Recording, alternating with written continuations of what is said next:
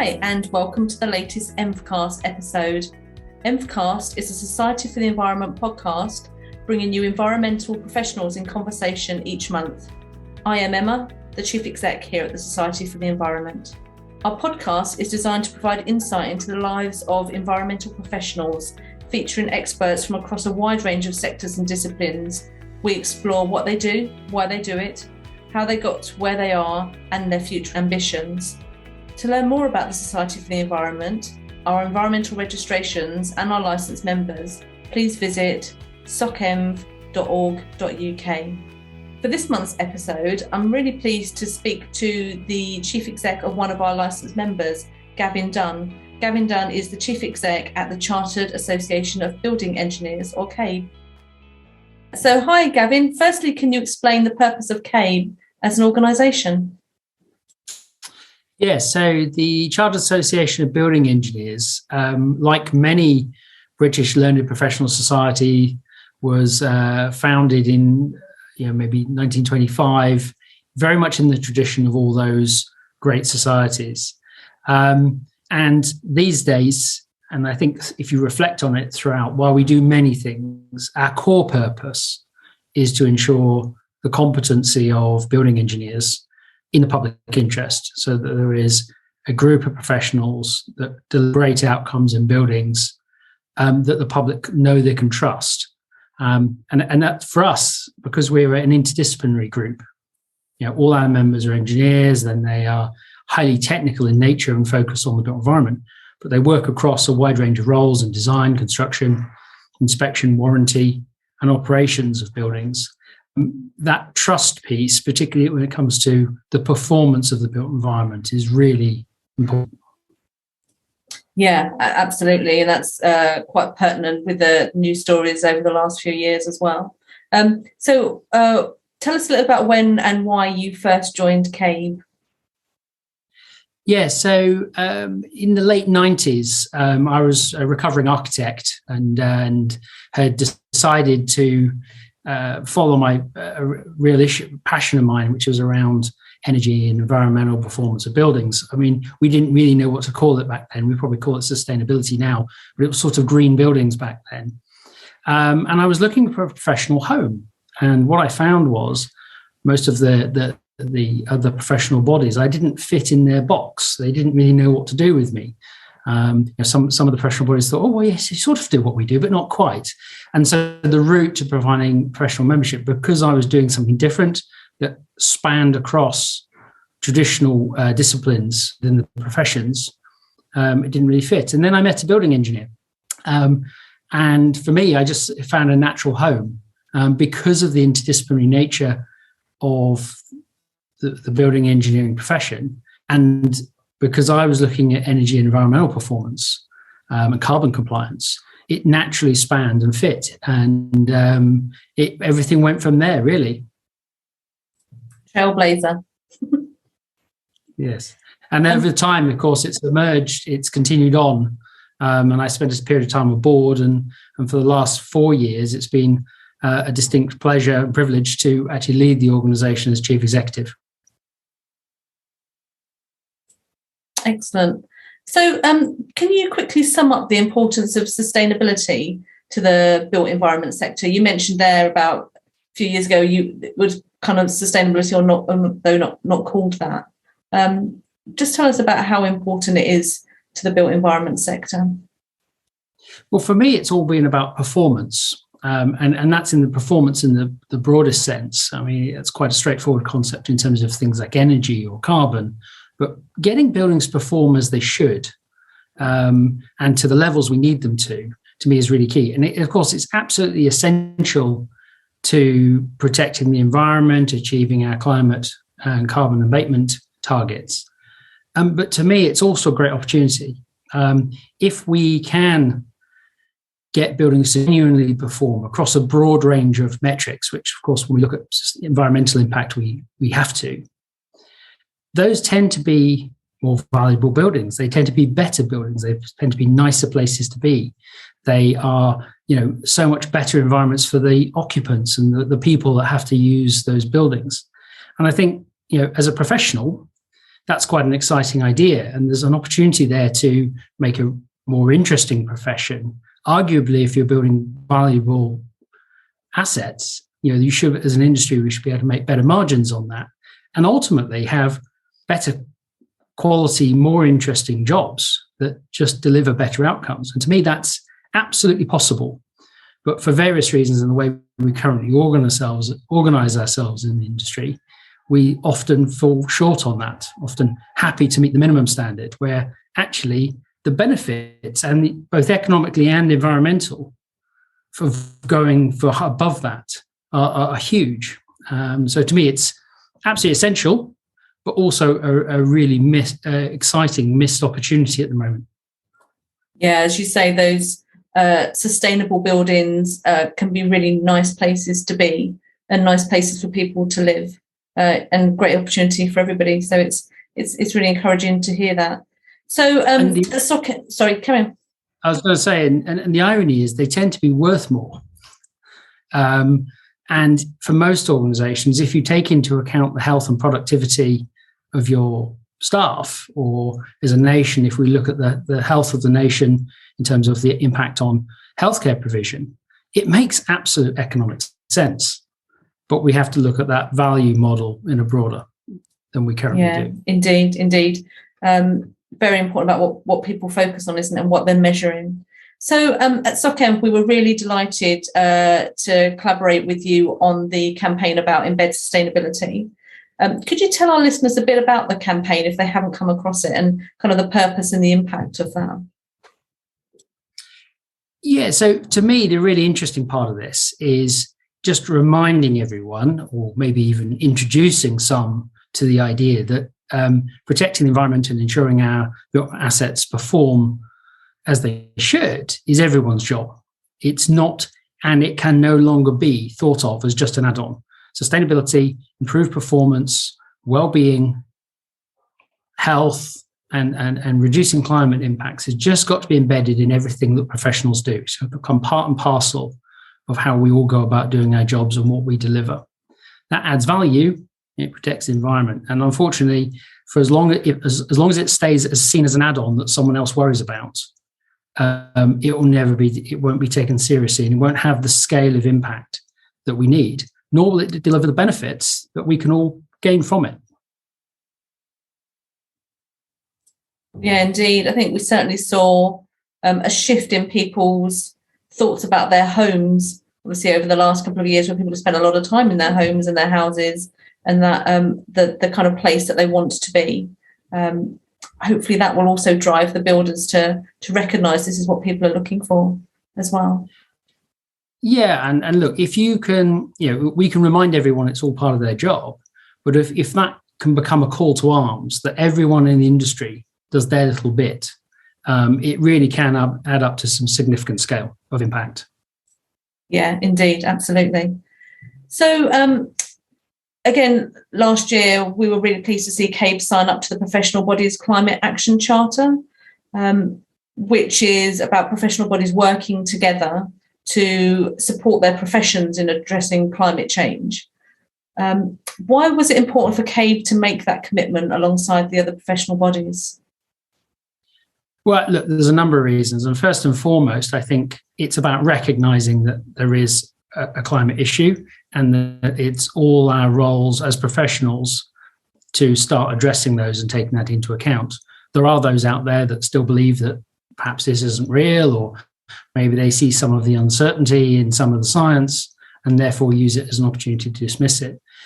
We've got to get past that. So for us, this was a great opportunity alongside others to really step out and say, look, there is an issue here and we are all responsible for addressing it. And then that gives us hopefully a platform to provide some leadership. And there's a number of things CEABE is doing to help drive that in terms of both as an organisation and across our membership, so that hopefully our members and other professionals are empowered, are engaged to get forward and start making those incremental but at scale changes that really make a difference. Yeah, excellent. Couldn't agree with you more. So just tell us a little bit about how CEABE are looking to deliver on those charter commitments. Well, initially for us, it was a broad sustainability policy, which was agreed with our board, which really focuses on three areas. So, first of all, we looked at our own organisational, operational impacts, and we've done a number of things there to drive down the climate travel miles, and undertook quite a substantial refurbishment of our headquarters building. And significant investment in digital delivery to reduce the impact of our own organisation's delivery. A, because it's the right thing to do, and B, so that we can live by our own values. The second area of activity was things that we saw as an opportunity, it's about leadership, but very much in the area of development of standards, which can help the industry deliver at scale meaningful change. And we were very much looking at things that could be practical, that could get on with quickly, that start to have an impact, and acknowledging there will be more to do later, but things that can really start to create some momentum. I was very pleased to say that CEABE and a number of key CEABE members played an instrumental role in the development of a number of the revised building regulatory standards that are coming through. So I personally chaired the Future Home Standard Working Group. Other CEABE members were involved in ventilation, the future building standards, performance standards for non-domestic buildings. CEABE members were involved in the overheating standards, as well as the rollout of the equivalent packages of measures for Northern Ireland, Scotland and Wales. Likewise, other groups of members who had more skills in retrofit in existing buildings got involved in things like the development of PAS 2035, looking at how do we scale at quality, and in ways that don't get the unintended consequences. They retrofitted the existing stock. So these are very meaningful standards which people can start applying at scale. And, by putting some brain power on that, and, building on the goodwill and volunteering time of people, both within the organisation and our membership, we've been able to help bring a number of those really quite significant standards change through. And then the third area we worked on was, how do we empower our members to do that in practice? So we embedded sustainability requirements across our competency requirements for membership and in terms of our guides for professional practice. So that is a double-edged sword. That was both making it clear that it was part of their job, and when we assess competency of people and whether or not they are acting professionally, we are looking at, are they carrying out those duties? Are they doing the things that's within their power to protect and improve the environment? But likewise, it can be a matter for our disciplinary procedures as well. So if a member was found to have done something that has significantly damaged the environment, that can become a disciplinary matter within CEABE membership itself. So these are three key areas which we hope comes together, that empowers our members to get on and make those differences within the various roles that they play.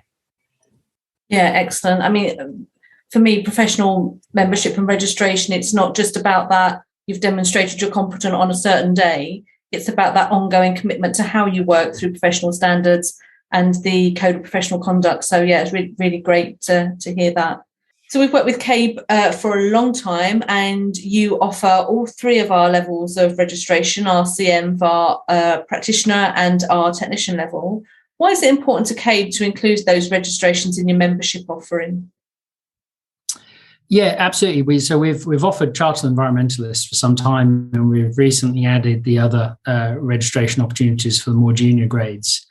Ultimately for us, it's an opportunity for individuals to demonstrate that additional competence, get the recognition, and provide the additional confidence to their client base that these individuals have the skills to deal with environmental and sustainability matters. The range of registrations is important, because not only do we need to recognise those established professions and professionals, but we've really got to bring through that next generation who have those skills and are working to this from day one. So this idea of embedding sustainability in what you do today, probably the best opportunity to do that is with the new professionals, the young professionals, straight out of the box from day one. That's just the way it is, guys. And so being able to provide that recognition for a technician or an associate member, right from early on, is an important part of reinforcing that message and giving them the recognition. And hopefully it becomes a win-win where they succeed in their jobs and their careers better because they're able to integrate these factors and get recognition for it. Yeah, indeed. That's really why we brought in those kind of other levels to complement the charter, particularly the practitioner.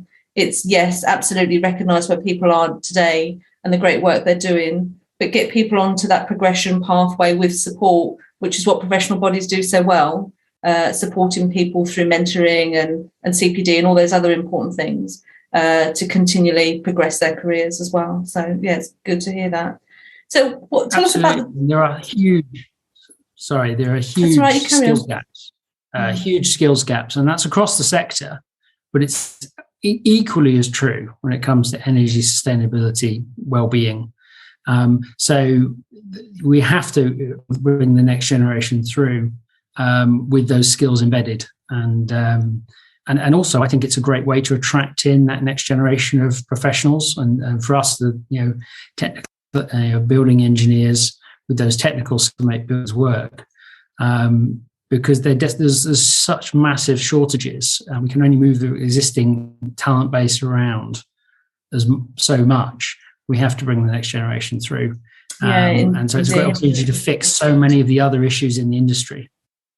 Yeah, I couldn't agree more. And it's really empowering to see those kind of youth movements and young people who are so passionate about environment and sustainability, and showing them how to bring that through their career, whatever career route they take, is really good, I believe, as well. So tell us a little bit about the type of roles that CEnv members have, those with the environmental registration. So yes, CEnv members, by definition, building engineering is a broad spectrum. Everyone's deeply technical and focused on built environment. But actually building engineers fulfill many roles across the life cycle and across the supply chains of the built environment. So whether it's people like myself who work on standards, energy and sustainability standards, ventilation standards and regulations, but we've got a lot of people in energy assessment, environmental assessment, building designers, people involved in contracting and operations and maintenance. But we've also got a really other important group that we principally the body that represents in the form of building control and warranty inspection.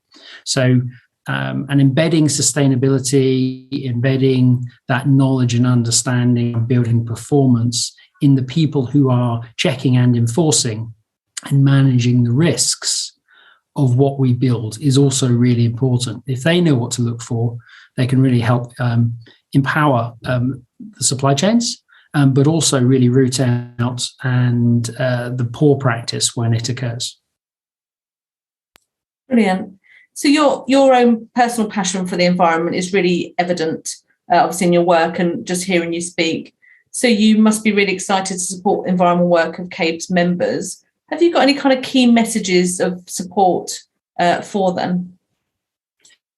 Yeah, so I think that there's a very key message here, which is it absolutely it can be done, and we need to be able to show this can be done, and really demonstrate the wider benefits for that.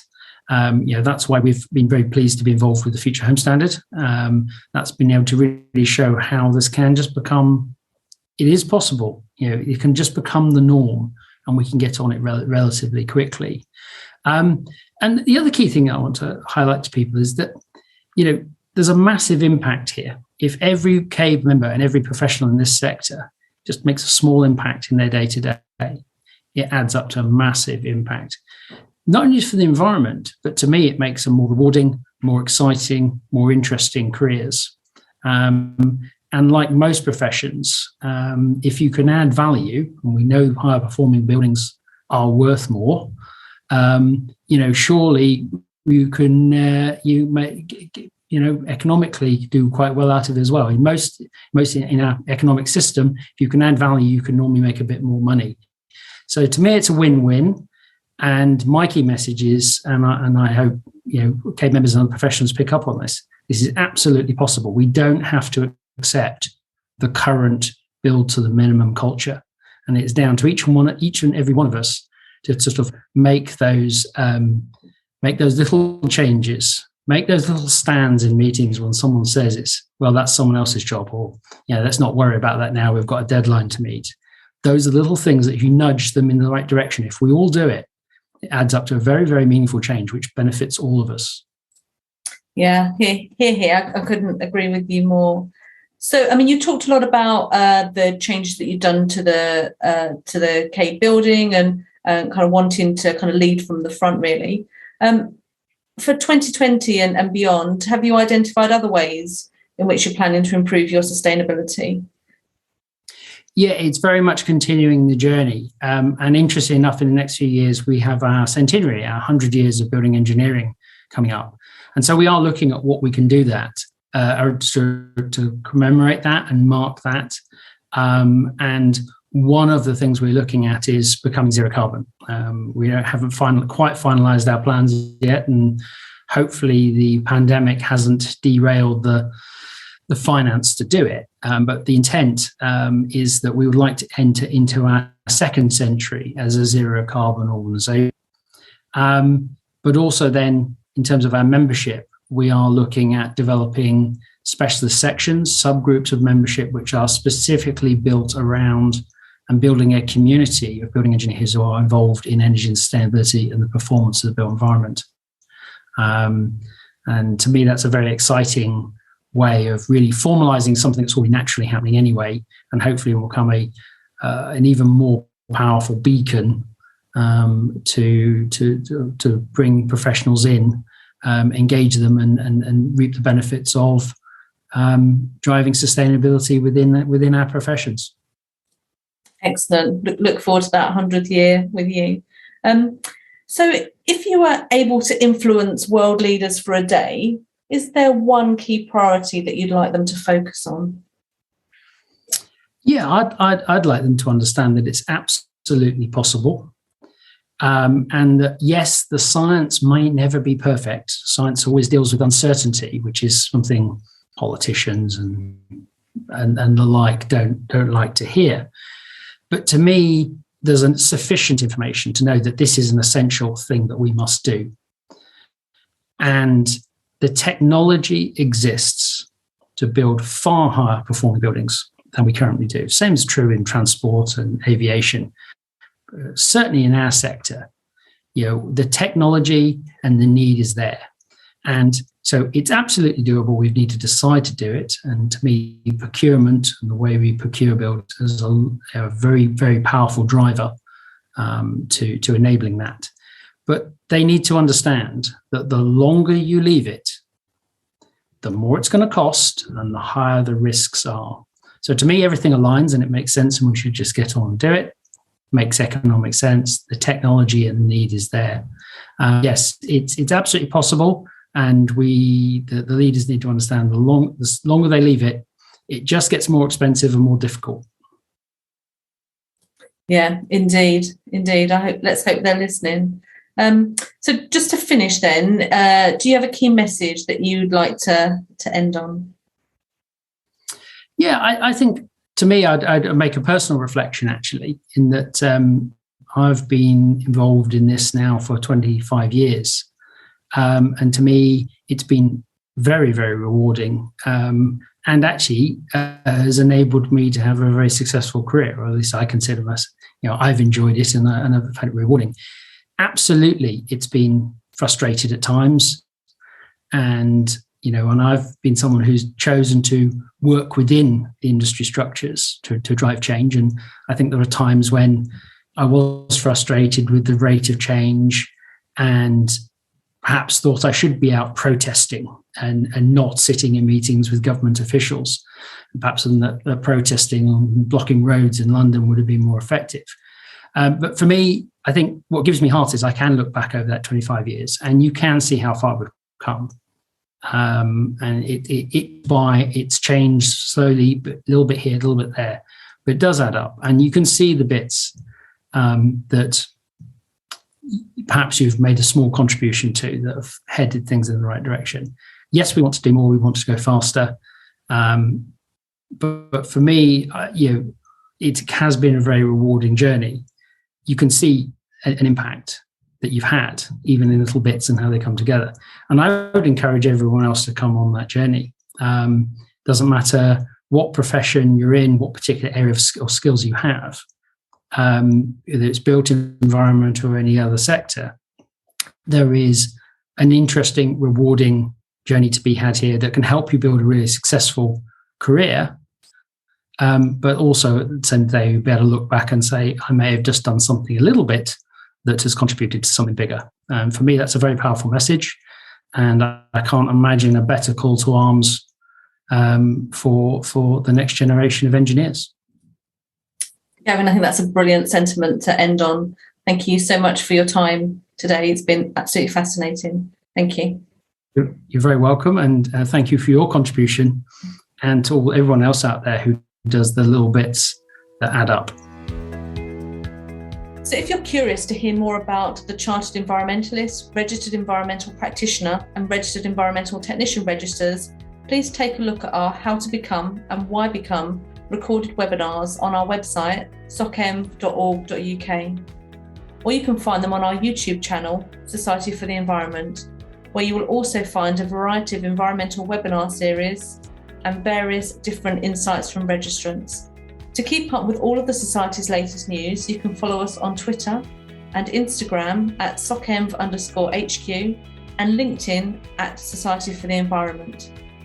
We will release a new episode on the first Wednesday of every month, so if you're interested in our future podcasts, please subscribe to hear from us more. You can subscribe and review through a variety of platforms such as Apple Podcasts, Spotify and Castbox. Thank you for listening or watching on YouTube, and we look forward to the episode next month.